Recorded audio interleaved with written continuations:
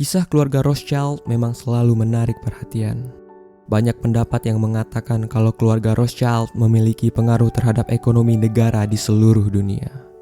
Tak hanya itu, jumlah harta kekayaan keluarga ini pun disebut-sebut sangat fantastis.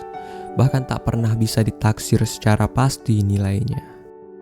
Lantas, apa yang membuat keluarga ini bisa menjadi sangat kaya? Dan kenapa keluarga Rothschild sering dikaitkan dengan berbagai peristiwa besar yang pernah terjadi di seluruh dunia? Sebelum menjawab pertanyaan-pertanyaan tersebut, mari kita coba menelusuri sejarah awal keluarga Rothschild. Dinasti perbankan Rothschild didirikan oleh Meyer Amschel Bauer, pria kelahiran Frankfurt, Jerman pada 23 Februari 1744. Setelah sang ayah meninggal dunia, gak hanya melanjutkan bisnis keluarganya, Bauer juga mengganti namanya menjadi Meyer Amschel Rothschild. Ayahnya, Amschel Moses, adalah seorang penukar uang serta pedagang kain sutra.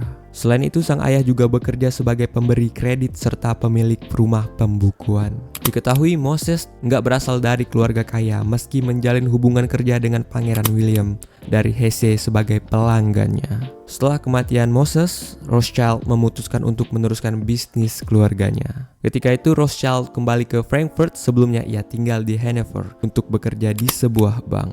Dirinya menerima banyak pembelajaran dari ayahnya tentang sistem peminjaman uang. Rothschild yang pernah magang di bank dapat belajar dengan cepat mengenai proses keuangan serta transaksi. Ketika Rothschild memulai bisnisnya, ia tetap mendekati pelanggan sang ayah, termasuk Pangeran William yang saat itu menjadi pimpinan terpandang.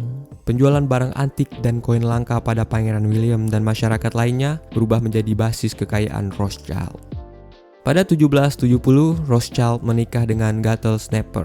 Ia kemudian menerima banyak harta dari ayah mertuanya. Pernikahan keduanya dikaruniai 5 anak perempuan serta 5 anak laki-laki. Mendapat harta kekayaan yang melimpah, Rothschild memutar jalur bisnisnya dari penjualan barang antik menjadi perbankan. Pada 1785, ia menyediakan dana pinjaman kepada para pelanggannya. Setelah menjalin hubungan yang dekat dengan Pangeran William dari Hesse, Rothschild pun berpikir untuk meminjamkan uang ke pemerintah. Hal tersebut lantaran lebih menguntungkan dibandingkan ke masyarakat umum. Dari pemikirannya tersebut, ia kemudian menyediakan layanan perbankan kepada Pangeran William. Bisnis perbankan Rothschild berkembang ketika Revolusi Perancis, sebab semua bisnisnya terhindar dari pajak. Pada 1790, ia pernah melontarkan ungkapan kalau dirinya akan mengendalikan perputaran uang di seluruh dunia. Setahun kemudian, Rothschild berhasil mengendalikan perputaran uang di Amerika Serikat melalui wakil kabinet Washington, Alexander Hamilton. Ketika itu Amerika Serikat mendirikan bank sentral First Bank of the United States. Keluarga Rothschild berhak atas First Bank of the United States sebagai penanam modal selama 20 tahun. Namun pada 1811, hak Rothschild atas kepemilikan bank tersebut telah habis. Sang anak pun meneruskan perjuangan Rothschild untuk mengakuisisi bank tersebut dan berhasil hingga didirikanlah Second Bank of United States. Logo bank dinasti Rothschild digambarkan sebagai simbol persatuan keluarga. 5 anak panah dalam genggaman tangan mengisyaratkan persatuan keluarga Rothschild. Logo tersebut menjadi tanda bangkitnya perbankan Rothschild di dunia. Sebelum tutup usia, Rothschild telah mengirimkan anak-anaknya untuk mendirikan bank di sejumlah negara. 5 anak laki-lakinya ditugaskan untuk mendirikan bank di Frankfurt, London, Prancis hingga Wina. Sejak mengakuisisi Bank Sentral Inggris dan Bank Sentral Amerika Serikat selama ratusan tahun, anak cucu Rothschild sangat aktif membangun bisnis perbankan keluarga. Keluarga Rothschild berhasil mempunyai hampir semua bank sentral di seluruh dunia. Namun, hanya 3 negara yang menolaknya. Kelima putra Rothschild. Kelima putra Rothschild yakni Amschel Meyer, Salomon Meyer, Nathan Meyer, Karl Meyer, dan James Meyer memiliki peran penting dalam pendirian bank cabang di beberapa negara. Salah satu yang paling terkenal adalah Nathan Meyer. Alasan kenapa Nathan Meyer bisa begitu dikenang karena ia memiliki peran penting dalam Perang Napoleon. Perang Napoleon. Salah satu peristiwa yang sangat penting dalam perjalanan Eropa, terutama bagi Inggris dan Prancis, adalah Palagan Waterloo yang terjadi pada tanggal 18 Juni 1815 di sebuah wilayah yang kini berada di Belgia. antara pasukan Napoleon Bonaparte melawan pasukan Eropa yang dipimpin Panglima Perang Kerajaan Inggris Wellington. Hasil dari pertempuran besar ini akan sangat berpengaruh pada Eropa di masa mendatang. Jika Napoleon keluar sebagai pemenang, maka Prancis akan menjadi tuan atas seluruh daratan Eropa. Namun, jika Napoleon bisa dikalahkan, maka Inggris akan menjadi penguasa keuangan Eropa yang tak tergoyahkan. Ketika dua kekuatan berhadapan di medan perang, pasar bursa saham di London benar-benar seperti orang yang sedang demam.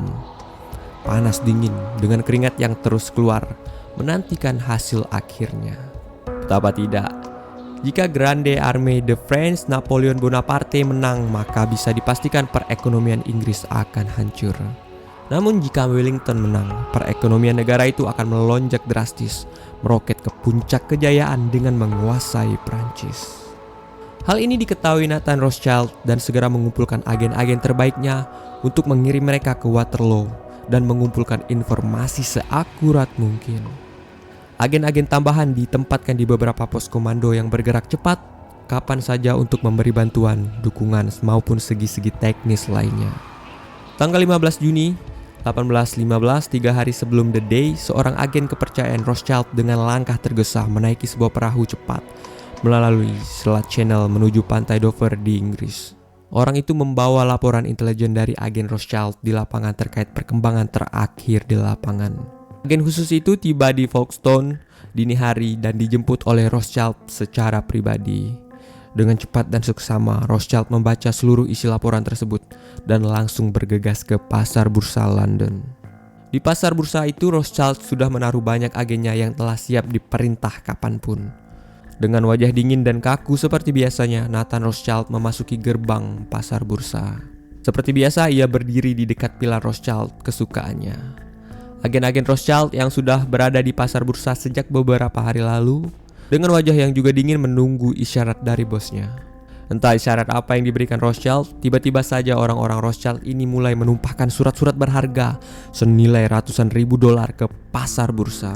Begitu kertas-kertas berharga ini dilemparkan ke pasar dalam jumlah yang sangat besar, nilainya dengan cepat merosot tajam. Nathan tetap diam di pilarnya. Ia terus menjual dan menjual. Pialang-pialang lain mulai gelisah melihat sikap Rothschild yang begitu berani melepas semua saham-sahamnya tanpa ampun bagai membuang kertas-kertas yang gak ada harganya sama sekali. Akhirnya mereka mulai berspekulasi. Bisik-bisik mulai menyebar di antara mereka. Pasar bursa London berdengung bagai suara lebah. Rothschild sudah tahu Wellington kalah di Waterloo, Napoleon menang. Kepanikan meletus di lantai bursa. Semua pialang mengikuti ulah Rothschild, menumpahkan kertas-kertas berharganya ke pasar tanpa peduli menjadi berapa harganya. Tak hanya uang logam mulia seperti emas dan perak pun dilepas dengan harga obral besar. Hanya satu harapan mereka, berupaya sekuat tenaga mempertahankan kekayaan yang masih tersisa di tangannya. Semua terus menukik tajam. Kertas-kertas berharga berserakan di lantai bursa bagaikan gunungan sampah. Setelah semua harga saham jatuh, dengan wajah tetap dingin, Nathan memberi isyarat lain kepada agennya. Bandul mulai bergerak berlawanan. Dengan sangat cepat, para agen Rothschild yang tadinya melepas sahamnya sekarang melesat ke tiap meja yang ada dan memborong seluruh kertas berharga yang teronggok di atas meja dan berterbaran di lantai. Kepanikan telah menyebabkan banyak pialang dan pengusaha tidak lagi berpikir jernih. Mereka nggak lagi melihat perubahan sikap dari Rothschild.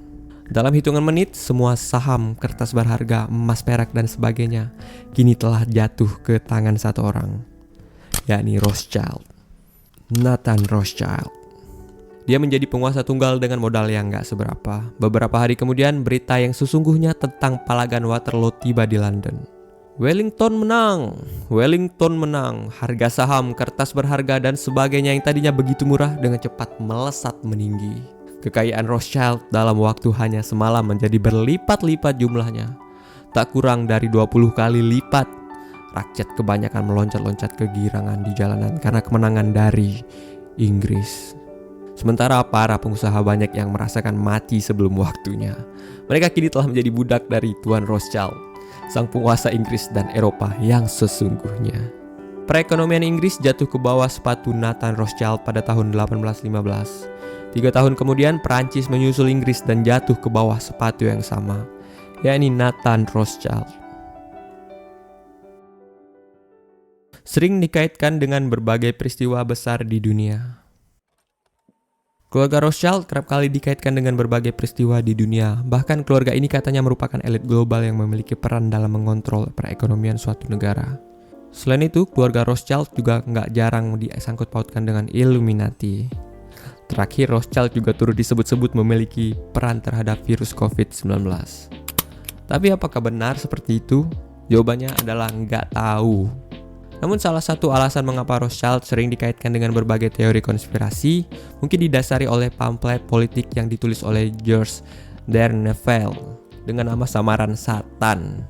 Pamflet tersebut menceritakan sejarah keluarga Rothschild dan pengaruhnya di Eropa. Pamflet tersebut menuliskan tentang bagaimana Nathan Rothschild berhasil menaklukkan perbankan pasca Perang Napoleon. Namun arah dari tulisan itu mengandung unsur-unsur yang negatif dan terkesan menyalahkan apa yang dilakukan oleh Nathan Rothschild. Nah, hari-hari ini isi kebenaran dari pamflet tersebut mulai diperdebatkan kebenarannya. Nah, berawal dari pamflet yang ditulis oleh George, kemudian keluarga Rothschild sering dikait-kaitkan dengan berbagai peristiwa besar yang pernah terjadi di dunia.